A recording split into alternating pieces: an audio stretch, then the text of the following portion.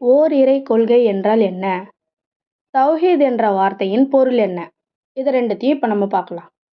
முதலில் தௌஹீத் என்ற வார்த்தையின் பொருள் என்ன அப்படின்றத பார்க்கலாம்.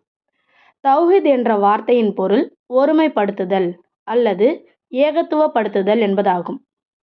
இந்த தௌஹீதை தான் நம்ம ஓர் இறை கொள்கை அப்படின்னு சொல்கிறோம். இதை இன்னும் விளக்கமாக சொல்லணும் அப்படின்னா, அகில உலகையும் படைத்து காத்து பராமரிக்கும் ஒரே இறைவன் அல்லாஹ் ஒருவன்தான். அல்லாஹ்வுக்கு நிகராக எவரும் எதுவும் இல்லை.